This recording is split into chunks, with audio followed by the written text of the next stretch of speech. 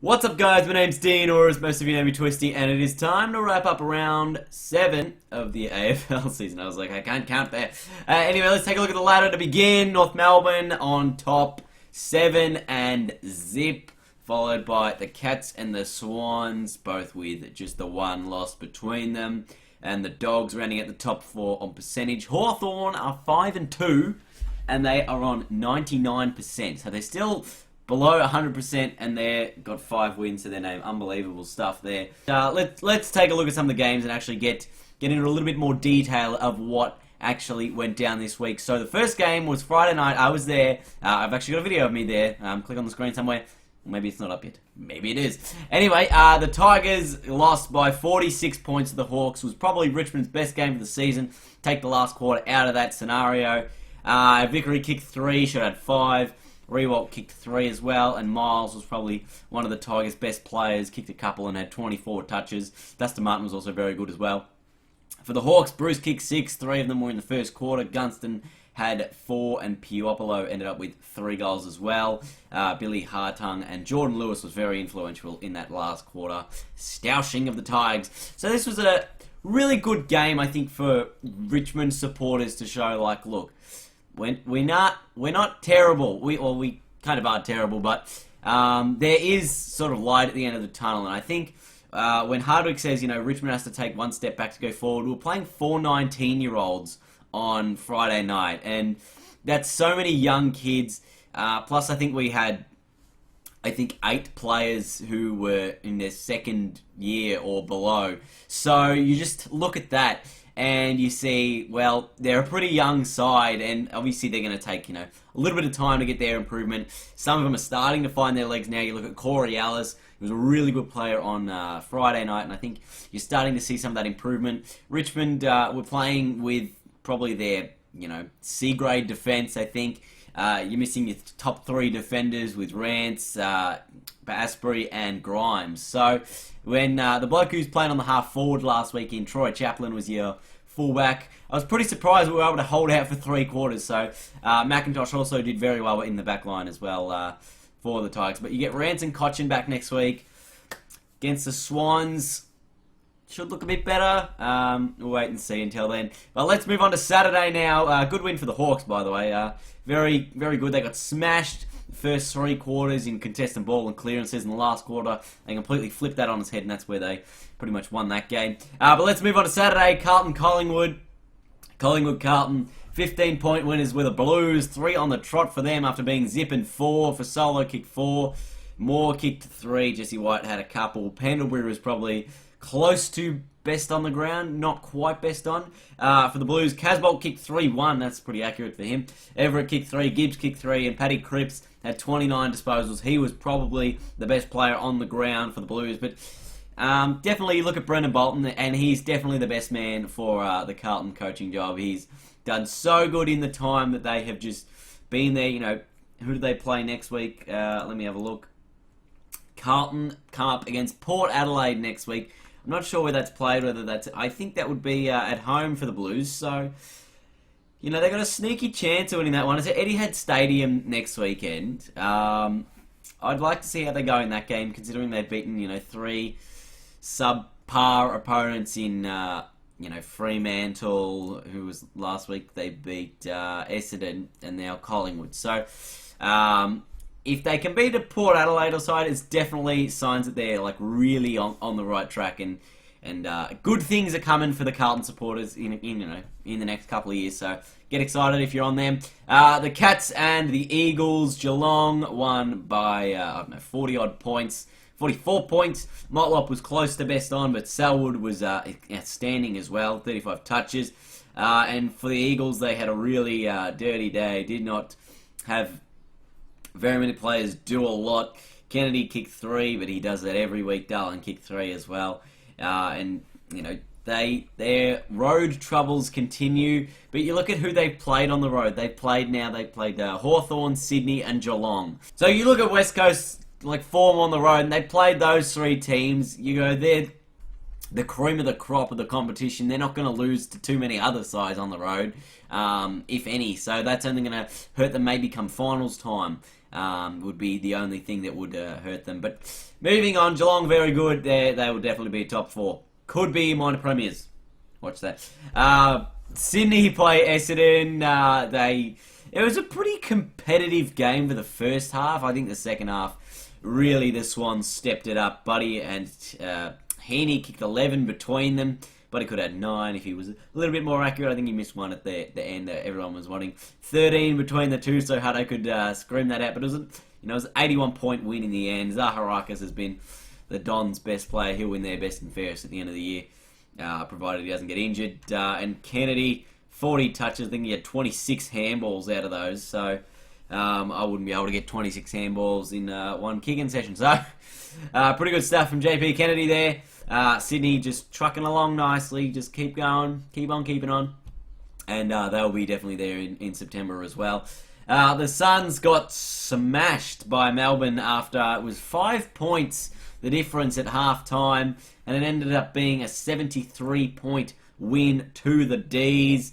Nathan Jones had 33 touches. Pedersen kicked 3 goals. Lynch had 4 for the Suns. Gaz had 2. And he had 22 touches as well. But the Gold Coast have sort of fallen away a little bit here, and I feel a little bit disappointed. I think they probably could have won, 2 of their last 3 games. They could have been maybe 6-3, or what is it now? It could have been maybe 5-2 instead of being, 3-4. So I think they're probably a little bit disappointed with that, similar start to the season. So if the Gold Coast really, they need to find answers, and they need to find them quickly. Like Tom Lynch, he's going to kick so many goals every week. But they kicked 14-3. So, and Melbourne kicked 24-16. So 40 scoring shots to 17. If they didn't kick accurately, could have been a much, much worse scenario. But Melbourne also, they're inconsistent one week, and then they're inconsistent the next week. They're just trucking along. I think Petraka had a couple of goals, and he had 24 disposals. So he was very good as well. But yeah, Melbourne, they'll be close. They'll be thereabouts in terms of September time. We'll have to see later on in the year how they're going.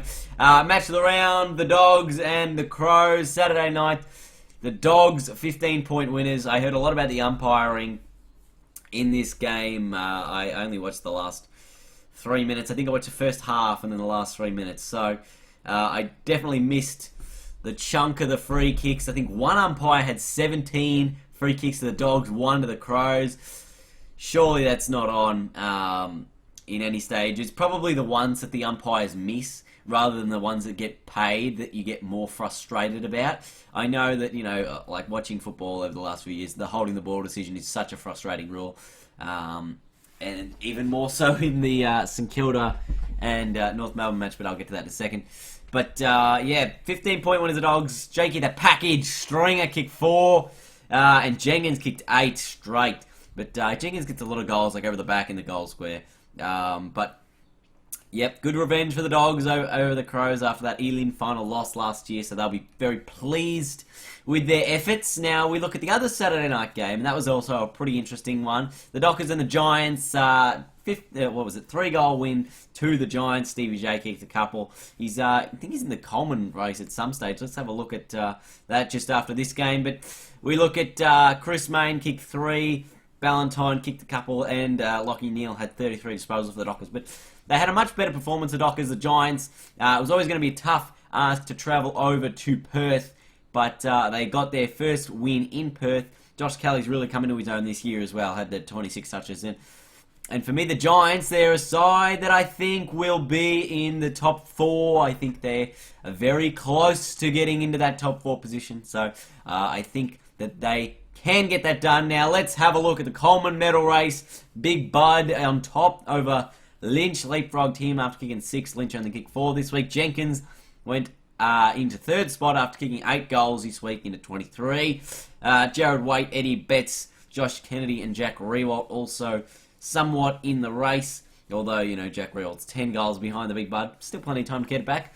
But we look at 18 goals each to Fasolo, Johnson, and Nick Riewoldt. Like Stevie J, he's already kicked maybe close to 20 goals in 7 rounds. So, they would be loving his output at the Giants. Like, super effort from him. And then 17 goals to Jesse Hogan, Tom Hawkins, Luke Bruce, Charlie Dixon, and Tom Lynch of the Crows. I was listening to it on the radio, and North Melbourne were up by 26 points. Some midway through the last quarter, I thought this game's over. I was driving to a Mother's Day dinner for my family, and then I get there, and I'm still listening to the radio. It's back to 2 points, so I quickly jumped in front of the TV, turn it to the channel, and go, scores a level 75 all, free kick Goldstein. Look, it's probably there. The free kick is probably there. I have watched it back a couple of times. But the one that annoyed me the most was the free kick, the holding the ball decision at the end. That was rubbish, because the player actually got the ball knocked out of his hands over the boundary line, and you pay a holding the ball decision, which killed about 50 seconds off the clock, and North Melbourne were able to wind the clock down with the full shot clock system there. So very disappointed with that effort by that umpire there. I'm more frustrated with that decision than the free kick against Tom Hickey in the ruck, I think. But anyway, North Melbourne won by 7 points. They're now 7-0. Wells, I think, came back on after having a cork quad late in that game. So very, very good competitiveness from St Kilda this season. And I think they're going to be a team to watch next year. Like a very, very close team to watch. We saw over the last couple of years that you look at a side like a Richmond or even a North Melbourne 2 or 3 years ago, they were losing close games. You know, they lost so many close games. St Kilda have lost a few close games this year, and generally it's the year after you lose all those close games that you just come in with a bit of a fire in your belly. So I'm hoping the Saints can do something good next year against the competition. I think they'll be very close to top 8 side next year. Alright, final game of the round. Port Adelaide slaughtered Brisbane. They got crushed in contested ball and clearances, the Lions. Dixon kicked 5, and Boak was pretty good as well for the Power. So they were pretty good, Port Adelaide. I think they're still finding their feet. It's going to be a question to see how consistent they are. Brisbane's also a very inconsistent side, so it's difficult to judge where each side is at. But some big games next week. I think Port play Carlton next week, so that will be a huge game. Let's take a look at the injuries before we wrap up here. Sam Mitchell late out with a corked thigh. It's a coked thigh there. Jake Batchelor had a knock to the knee. Broomhead with the ankle. Bren Reid with a shoulder. Any other significant injuries? Stringer had a corked quad, and then he came back on the package. And Rosa had a hamstring. I think Rockcliffe had a hamstring as well. Taylor Walker and Nick Rewalt both with a couple of knocks to the knees, but they played out their games. And Phil Davis with the hamstring is probably the most disappointing one for me. He's a very exciting player to watch, and I'm very disappointed that I may not be able to see him watch next week. Anyway, that is it for the round 7 of the AFL season. Big round.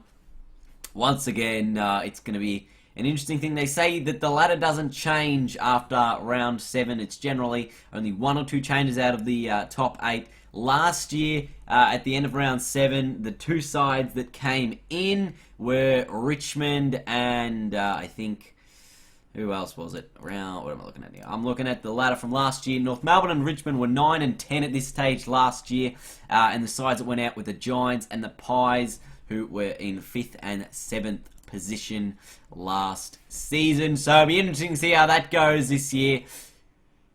Thank you so much for watching. Leave a big thumbs up, and until next time, I will see you guys later.